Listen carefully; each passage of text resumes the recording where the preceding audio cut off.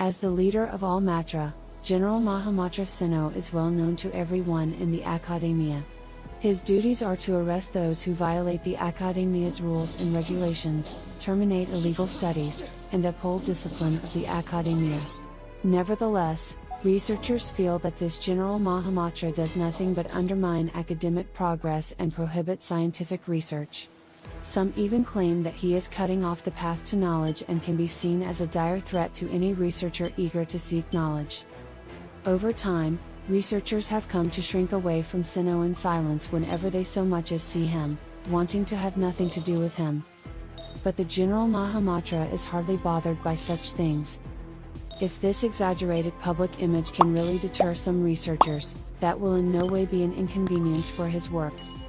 Plus, in the words of that forest watcher friend of his, the research conducted by most researchers is nowhere significant enough to result in a talk with a Matra.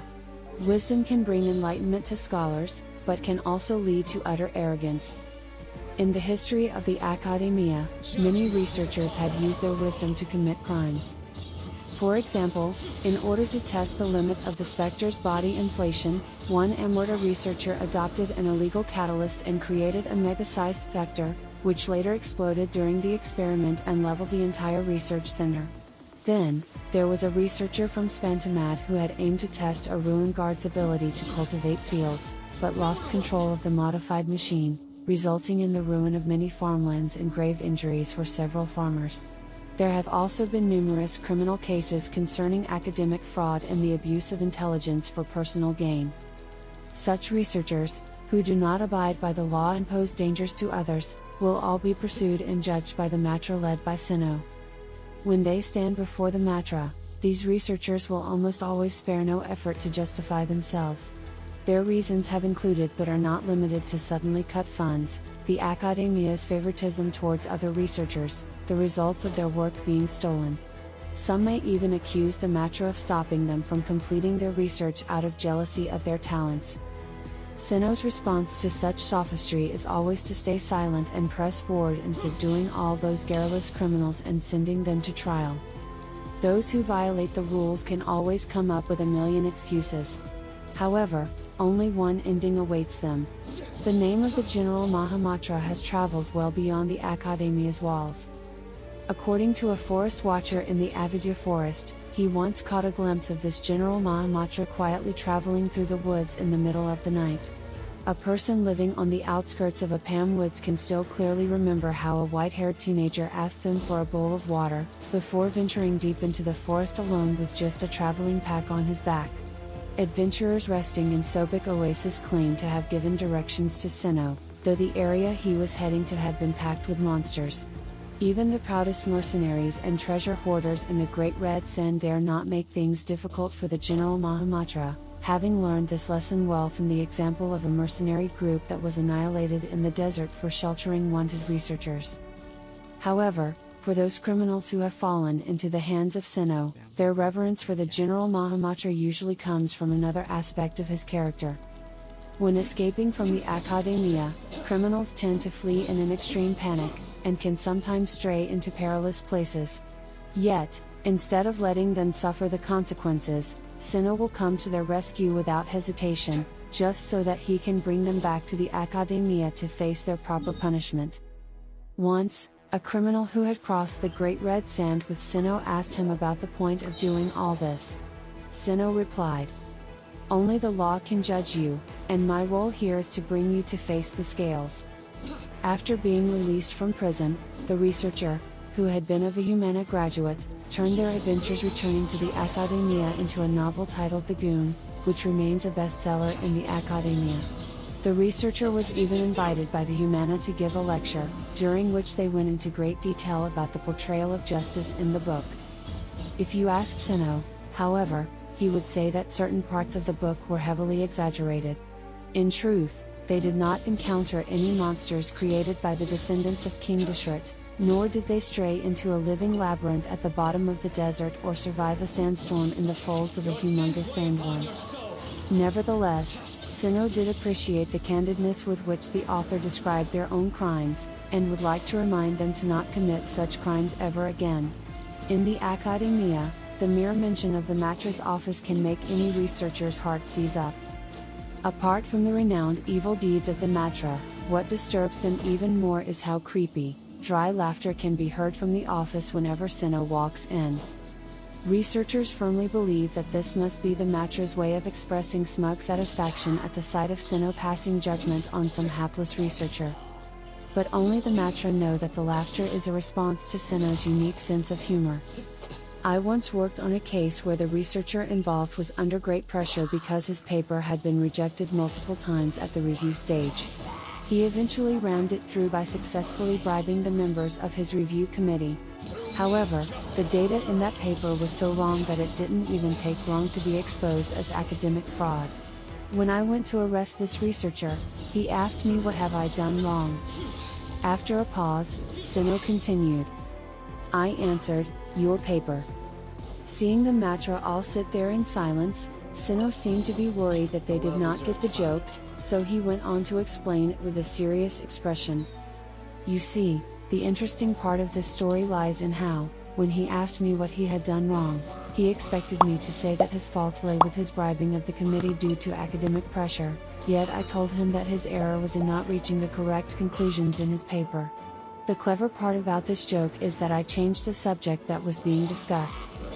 After he finished explaining, the Matra all exchanged looks before letting out a few dry, strangled laughs in concert.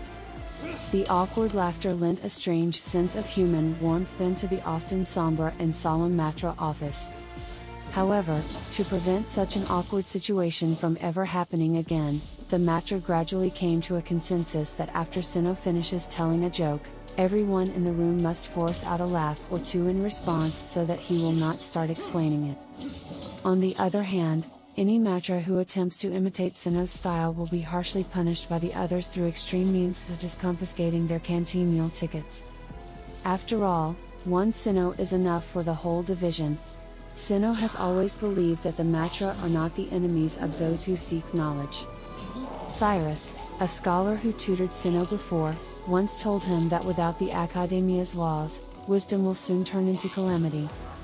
These floating scraps of out-of-control wisdom are like bait on a sea of ignorance, luring innocent knowledge seekers into the abyss. They will make researchers far too arrogant and reckless, to the point where they may even attempt to tamper with life and death due to their lack of respect for human life. Eventually, they shall cause irreparable damage to the world. The sages keep introducing new rules and regulations precisely to ensure that the knowledge seekers of the Academia will not be misled and go astray because of such bait. The Matra who hunt down those who violate the law and judge them according to those same laws are in fact the guardians of all those who seek knowledge in the Academia. However, in the eyes of researchers, they are but a bunch of demolishers who constantly, violently cut off their paths to knowledge. Dumb humanoid fungi, Mr. You Can't Do This. Paper shredders, these are all nicknames they have come up with for the Matra. Among them, the most notorious one is the Academia's sumpter beasts, a name coined by a Haravatat researcher. When they first heard of this nickname, most of the Matra were rather enraged, reckoning that the researchers thought too little of their hard work. On the contrary, Cyno noted that he actually fancied it quite a bit.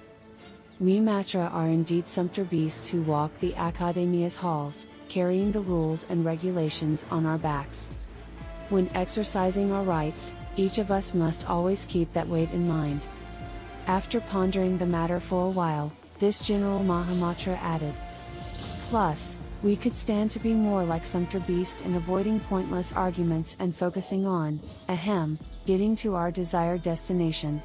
When the Academia was first established, its researchers wielded their boundless imagination and innovation to the fullest with the abundant resources available at their beck and call. They had reshaped terrain, controlled the weather, recreated ancient relics. But when the knowledge of the Earth could no longer satisfy their insatiable curiosity, some researchers turned their focus to the starry skies, whereas some others attempted to tamper with life and death. However, these kinds of knowledge were not things they should or could have touched upon. To prevent researchers from being devastated by their own knowledge, the sages laid out 6 cardinal sins. They held that all the crimes in this world derive from these 6 sins. The first is to interfere with human evolution. The second is to tamper with life and death. The third is to delve beyond the universe. The fourth is to investigate the origin of words. The fifth is to revere gods without acts of devotion. The sixth is to divulge secrets without a hint of fear. Since then, the sages have been introducing new rules and regulations according to these 6 deadly sins while amending and revising old ones. The Matra enforce the laws, and the researchers perform their roles accordingly as well. In this way, everything in the academia functions in a desirable manner, and the academia and its researchers have been marching forward with thriving clarity of wisdom ever since. As time has passed, the 6 ancient sins seem to have been forgotten by most, and ambitious people have been on the move since. However, for Cyno, the current General Mahamatra, what he ought to do has not changed. He will, according to the 6 ancient deadly sins, justly judge all the lawbreakers. Even sages shall not be exempt.